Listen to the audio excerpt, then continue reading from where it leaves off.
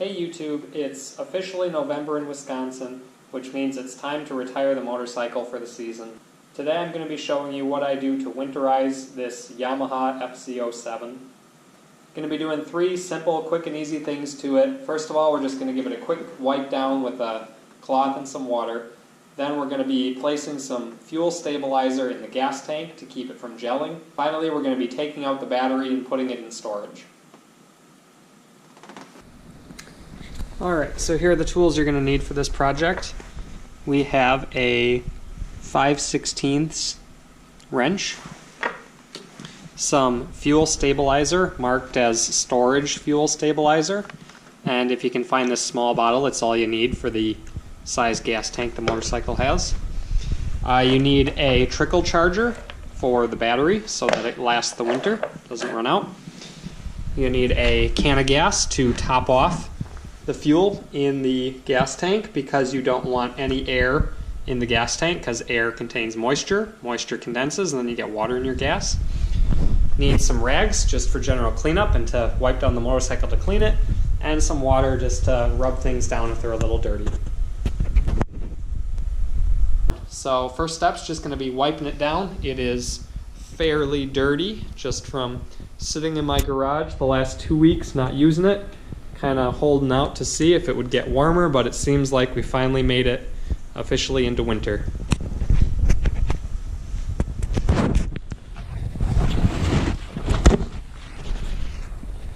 Alright.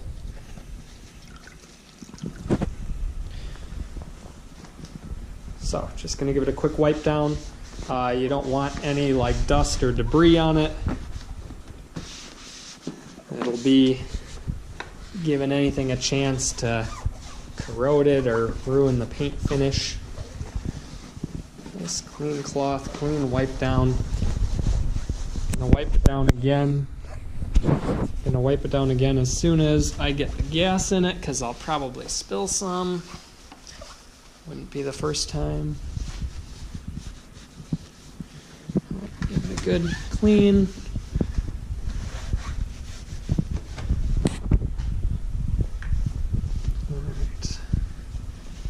Nice and shiny.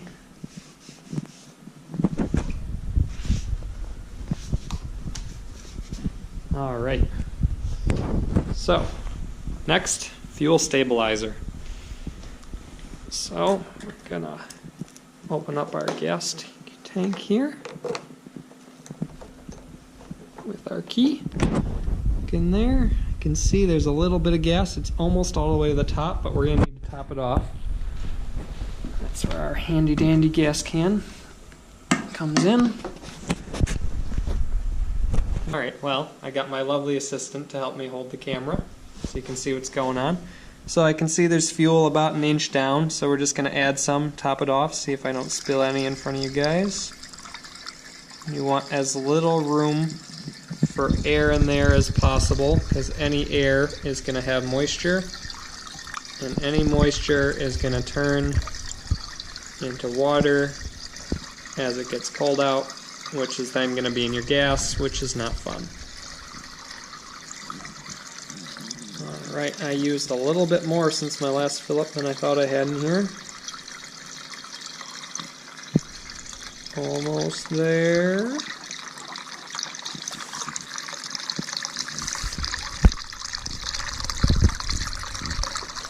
Alright, and we are pretty much topped off. There isn't room for basically any more in there, except I gotta put the fuel stabilizer in there, so I'm gonna leave a little space. Alright, so that should do it for that. Alright, so we got it filled up to about the top there. So next thing we're gonna do is prepare our fuel stabilizer. So I got this one that treats up to 10 gallons, 4 ounces in the container itself. So the math on here is 1 ounce treats 2.5 gallons. I know from the internet that my tank is 3.7 gallons.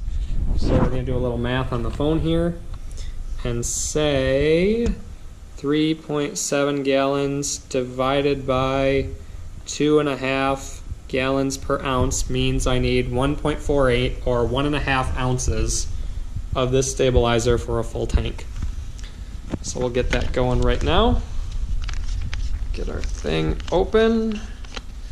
It's got not only a child safety cap on it, but it's also sealed there, so we'll puncture that with our finger. There we go. Alright, so they have a nifty little meter on the side here that when you hold it level shows that it's full at 4 ounces. So I need 1.5, so we're going to go down to between 2 and 3 there. Alright, so just very carefully pour this in here. And keep checking it to see if we're anywhere near close to having enough. Need a lot more. Alright, so we are at about 3, so another half.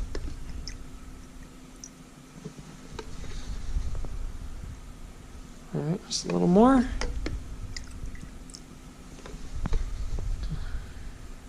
Alright, there we go, between 2 and 3, so that's 1.5 ounces in the fuel tank. Put the cap back on.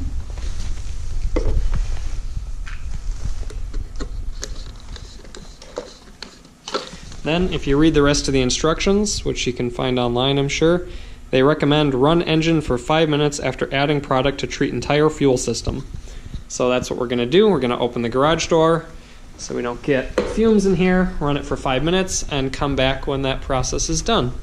So we'll close up our fuel tank, our key in the ignition, and when you see me next, it'll be 5 minutes later, and we'll have run the fuel through the system. So just a bit of information I forgot to mention here. If some of you were a noob like me when I first got this bike, I wasn't aware that you can actually run the bike without the kickstand up, without being on it, as long as the bike is engaged in neutral. So we have it in neutral, kickstand down, I'm obviously not sitting on it, and we'll just start her up. And we'll let her run for the 5 minutes.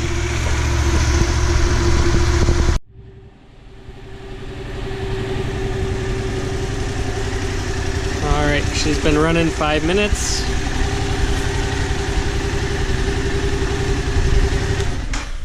So we'll kill the engine, we'll bring it back inside and keep going.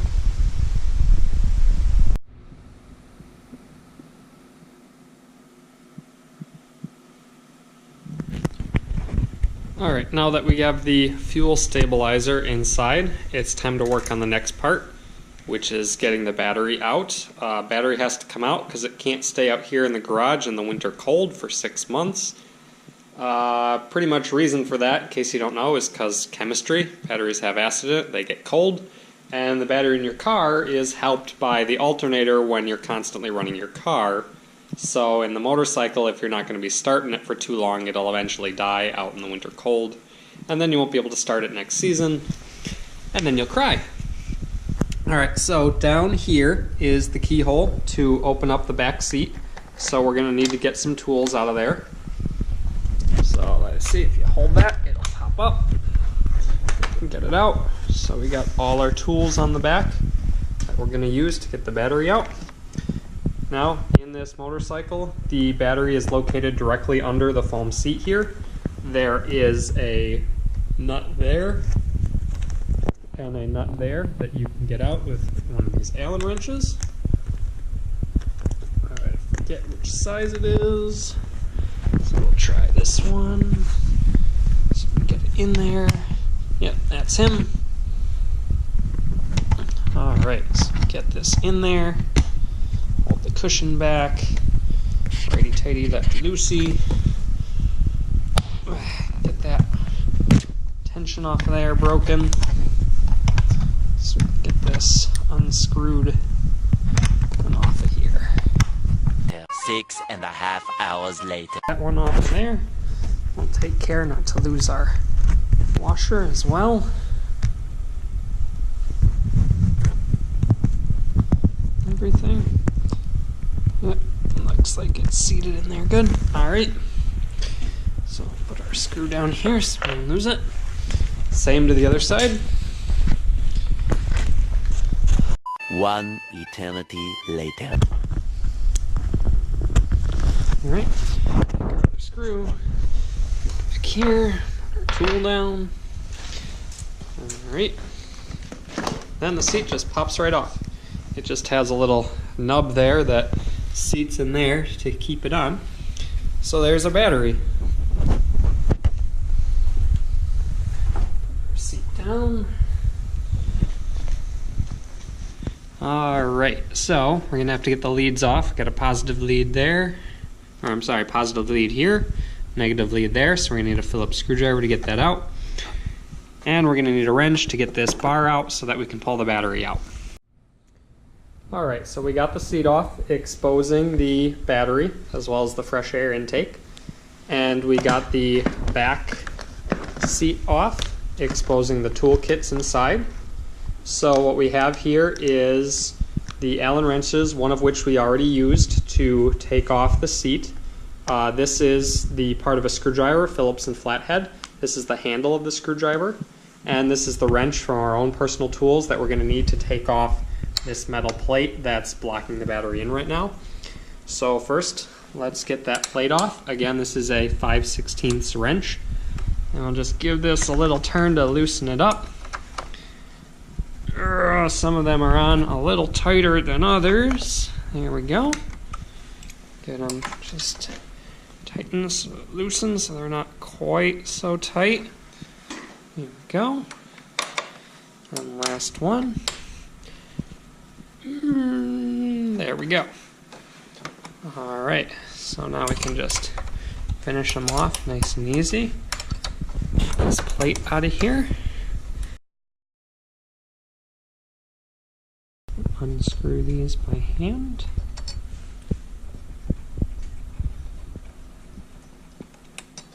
Two.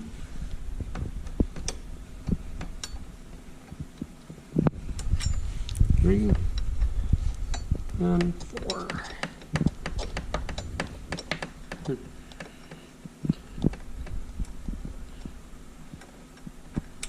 Alright, we'll also want to note on this piece of metal that etched into the metal there is a positive and a negative, and so that matches the red positive and the black negative. So we're going to need to remember that when we put this back in so we get it in the right way. So we'll put this over here, put our screws down. Alright, so next thing we're going to need to do is take the leads off the battery. So there's a Phillips there and a Phillips there. So we're going to need our screwdriver, which is this piece and this piece. Now, I found it really difficult to actually get this screwdriver out here. I found if you take the big Allen wrench we used to get the seat out and you kind of wedge it under that flat head of the screwdriver, you can use it to pop it out without busting your fingers, which is fantastic. And then this black piece just sort of pops out with a little pressure there. And then the screwdriver slots together. See if I can get a picture. Like so. It just slides in to the end. Slides down. That little piece nub goes in there. We got a Phillips screwdriver. We can start taking off the leads of our battery if it was willing to come. Might have to put the camera down for this step. Alright, so while you were away, we went and got a real screwdriver. I don't know how they expect you to use that little rinky-dink screwdriver in a roadside emergency, but these are tightened on way too tight to ever get off with that little screwdriver. So this one gave us the leverage we needed to get it off. Alright, and don't worry about touching the leads of this battery. As long as you don't create contact between the two with any sort of metal, you'll be fine. Alright, so we got that contact off. We'll just put it to the side. Finish getting this one off. Down there. And get it with our finger here so we don't lose it. Alright, so that contact's off. Put our screw down, our tool. Alright, get that lead off. So that just pulls away like that. And then our battery's right here, ready for us to finagle it out. One-handed. Here we go.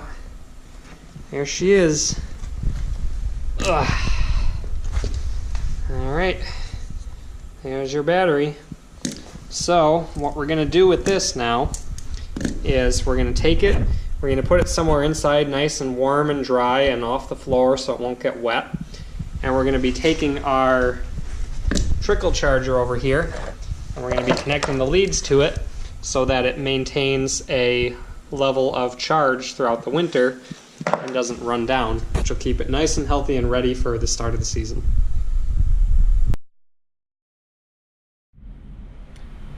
Alright, so we're in the basement now. We wanted to get this battery put somewhere nice and dry and clean where it won't be disturbed throughout the winter.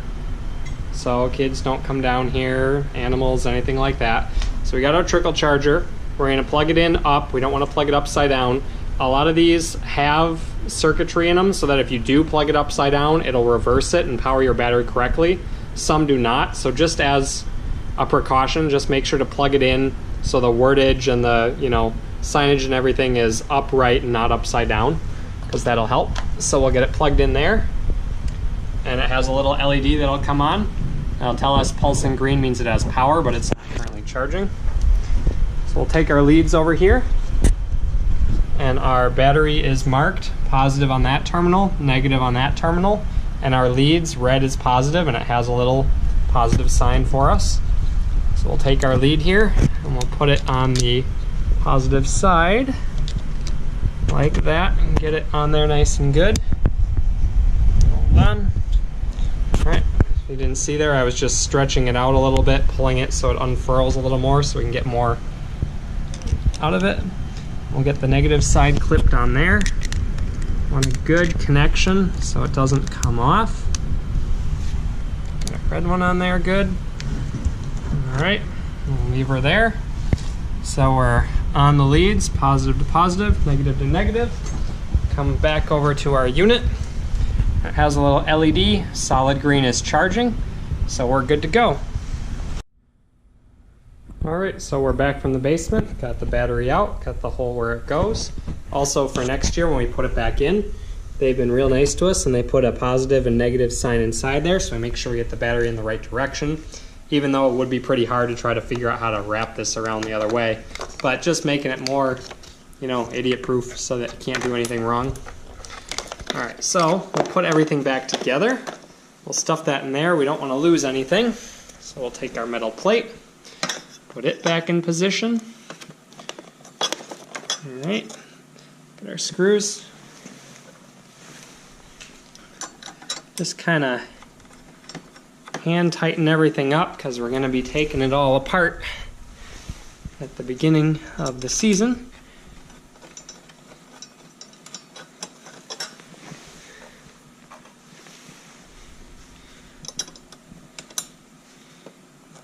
Alright. And last one. Alright. So I'll just finger tighten those so that they stay there, don't go moving or missing.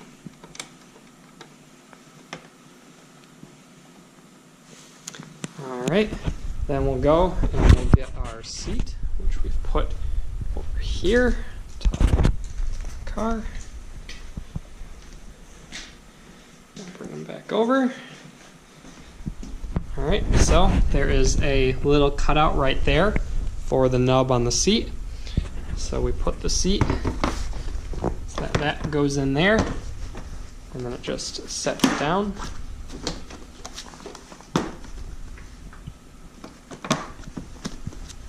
Just like that. And then we put our bolts in there.